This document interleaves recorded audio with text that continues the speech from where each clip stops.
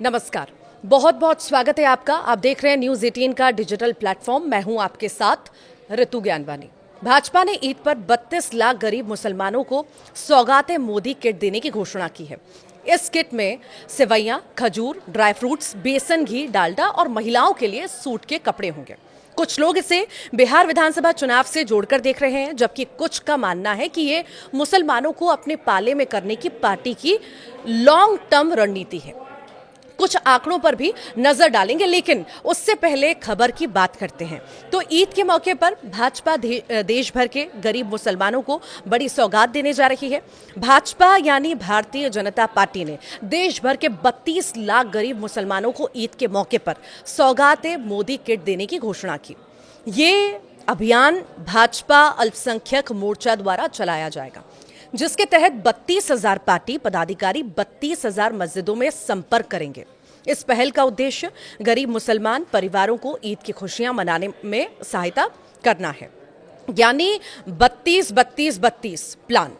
खैर, अब सवाल है कि आखिर ये सौगात-ए मोदी किट क्या है, इसमें क्या क्या होगा।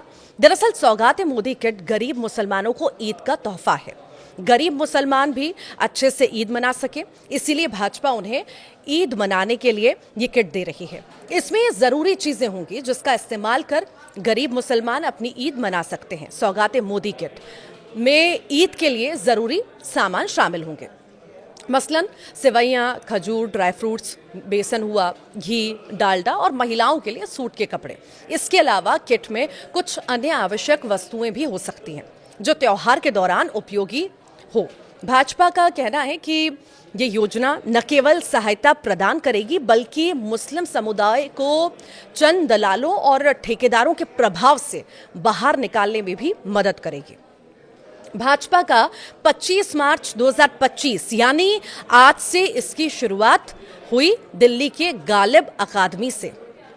इसके तहत हर एक भाजपा कार्यकर्ता 100 लोगों से संपर्क करेगा। भाजपा का दावा है कि यह कदम सामाजिक समावेश और गरीब उन्मूलन की दिशा में एक बड़ा प्रयास है और इस पहल को बिहार सहित कई राज्यों में लागू किया जाएगा, जहां भाजपा की मजबूत उपस्थिति है। अब जरा प्लान 32-32-32 को और बेहतर तरीके से समझते हैं। जानकार इसे बिहार चुनाव के मद्देनजर मुस्लिमों को अपने पाले में लाने से जोड़कर देख रहे हैं। भाजपा अल्पसंख्यक मोर्चा ने भी घोषणा की है कि वो जिला स्तर पर सौगाते मोदी किट वितरित करके ईद मिलन समारोह आयोजित करेगा। उन्होंने कहा कि 32,000 पार्टी कार्यकर्ता राहत किट वितरित करने के लिए आगे आएंगे। उन्होंने कहा कि इस पहल के माध्यम से ईद पर मोदी का भाईचारे और सबका साथ सबका विकास का संदेश पूरे देश में फैलाया जाएगा। रिपोर्ट के अनुसार सिख, ईसाई, बौद्ध, जैन और पारसी धर्मावलंबियों के धार्मिक त्योहारों के दौरान भी ऐसा ही किया जा सकता है। एक रिपोर्ट के अनुसार भाजपा की यह पहल गंगा जमुनी तहजीब, हिंदू और मुस्लिम परंपराओं का समन्वयकारी संगम के सांस्कृतिक मूल्यों का प्रदर्शन है। अब बिहार के कोर वोटर्स की बात करें तो यहाँ का समीकरण कुछ ऐसा बैठता है कि 2023 की जनगणना के मुताबिक बिहार में मुस्लिम वोटर्स की संख्या करीब 17.7% है। सारी सियासी मारामारी इसी हिस्सेदारी की है। राजद का MY समीकरण है तो दूसरी तरफ नीतीश के पास जो है मुस्लिम वोटर्स। वैसे जान लीजिए कि इस बार बिहार में सारी ही राजनीतिक पार्टियां इफ्तार में शामिल हो रही हैं। खैर, ये तो दावे वादे हैं, कस्में वादे, प्यार, वफा, सब बातें हैं। बातों का क्या है, तो फिर पीछे का पूरा सीन क्या है।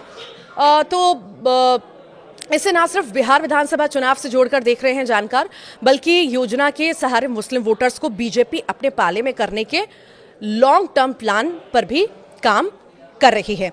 तो आखिर ये जो योजना नहीं लाई गई है या फायदा पहुंचाने के लिए मुस्लिमों को ये प्लान तैयार किया गया है, इससे कितना फायदा जो है मुस्लिमों को होने वाला है। चूंकि हमारे देश में हिंदू मुसलमान बहुत ज़्यादा होता है और इसी बीच अब आखिर ये जो नई योजना लॉन्च की गई है, इसका कितना फ़ायदा वोटर्स पे जो है असर कितना पड़ेगा, इसका फ़ायदा मुसलमानों को कितना होगा, उन पर प्रभाव क्या पड़ेगा, ये भी जानेंगे। सहयोगी ललित भी हमारे साथ जुड़े हुए हैं।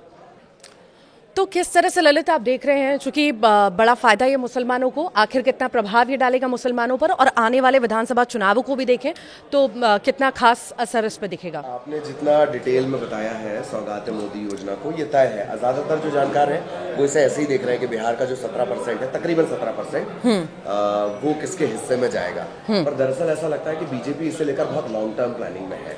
इसकी वजह है 2024 में ओवरऑल अगर बीजेपी को जो मुस्लिम वोट मिले हैं वो है 8%। ये पिछली बार की तुलना में कम ज़रूर है, लेकिन गुजरात में बीजेपी को मुस्लिमों का वोट जो है वो बम्पर मिला है। इसे ऐसे भी समझिए, हर बार हम लोग चर्चा करते हैं, आप भी चर्चा करती हैं, इलेक्शन के बाद हम चर्चा करते हैं कि आखिर इस जीत के पीछे समीकरण क्या है।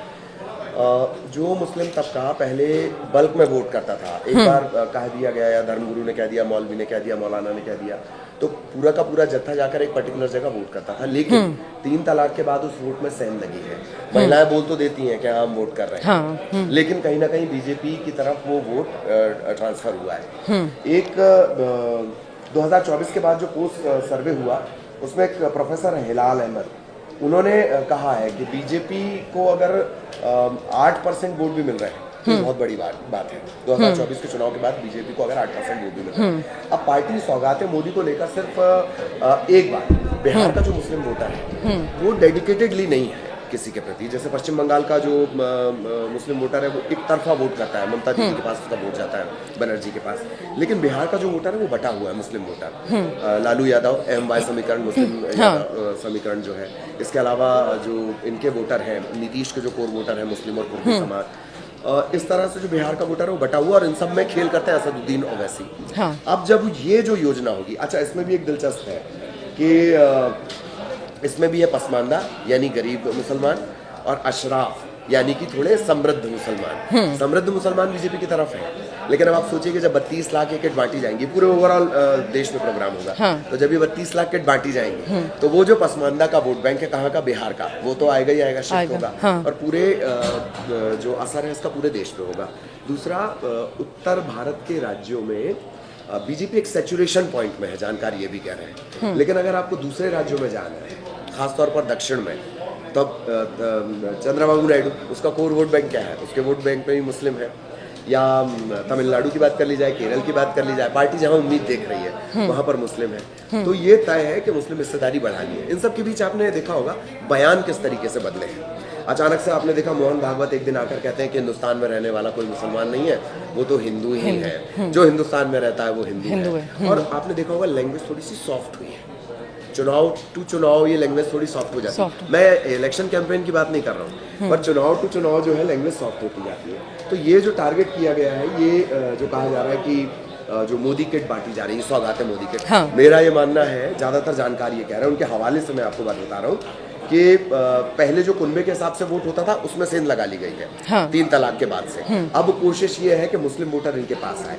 ये बात सही है ऋतु। एक बात और है कि ये पहली बार ही हो रहा है कि हमारे पास कोई मुस्लिम मंत्री नहीं है सेंट्रल में, या कोई सांसद ही बीजेपी की तरफ से नहीं है। लेकिन उनके कई ऐसे काम है, जैसे आपने बीच में एक बात का जिक्र किया था कि भाई योजनाएं हैं, लाभ उनका सबको मिलता है। ये बात तय है कि मुस्लिम वर्ग भी मोदी की योजनाओं का लाभ उठा रहा है। और यही एक वजह है कि ये सिर्फ एक एक्सपेरिमेंट है, ये 32 लाख किट ये एक एक्सपेरिमेंट होंगी। लेकिन जो मुस्लिम वोट बैंक है उसमें सेंध ओवरऑल पूरी कंट्री वाइड मारने की कोशिश की जाएगी। और इसमें जो, और ये हमने देखा भी चुनावों के दौरान कि महिलाएं तक आगे आई कि ऐसा नहीं है कि सिर्फ हिंदू को ही फायदा हो रहा है। चीख चीख के बोले नहीं, हमें मिला है फायदा। तो ये फायदा मिलेगा, और ये देशव्यापी फायदे के लिए ही ये सारा है। तो सौगात मोदी को अगर कुछ लोग देख रहे हैं कि ये सिर्फ बिहार के 17% मुस्लिम वोटर्स के लिए है, उसमें सेंध लगाने को लेकर है, क्योंकि बड़ा ट्रेडिशनल वोटर है वहाँ का, ओवैसी उन सब में खेल करते रहते हैं। इसके बावजूद अगर ये सोचा जा रहा है कि सिर्फ 17%, ये कतई नहीं है। 17% नहीं है, तकरीबन जो 20 करोड़ मुसलमान है पूरे हिंदुस्तान में, तकरीबन 20 करोड़, उन पर भी ये योजना असर डालेगी। और बीजेपी की प्लानिंग आप ऐसे समझिए कि 24 का इलेक्शन खत्म होगा और 29 की तैयारी शुरू हो जाएगी। तो मुझे ऐसा लगता है, जानकार भी ये मैं जितना पढ़ के आया हूँ, और इतने पिछले समय में हमने देखा कि वोटर्स जो है, मुस्लिम वोटर्स, वो खींचे चले आए बीजेपी की तरफ। और अगर ये योजना अभी आती है, इससे प्रभावित होते हैं तो और ज्यादा वोटर्स खींचेंगे। धुर विरोधी पार्टी, उसको 8% वोट मिल गया, पिछले बार के लोकसभा से कम है। और उस पर 8% को पार्टी बढ़ा लेगी, ये पार्टी को करना आता है, वो उसकी रणनीति का हिस्सा है। अभी तो योजना है, सियासत का भी समय है, सियासत भी बाकी है। खैर देखना होगा कि ईद पर इफ्तार पार्टी तो होनी है, साथ ही साथ उससे पहले ये सौगात, आखिर क्या रिएक्शंस आते हैं। विपक्ष के तो हम देखेंगे ही, मुस्लिमों के भी हम देखेंगे। जहाँ से आती है वहाँ से बहुत फेमस शायर है, उनकी एक लाइन बोलना काफ़ी है, ज़्यादा नहीं बोलना चाहिए कि वो रोज़ा तो नहीं रखता मगर इफ्तारी समझता है। पार्टी इफ्तारी बहुत बेहतर तरीके से समझती है। आज के लिए इतना ही, नमस्कार।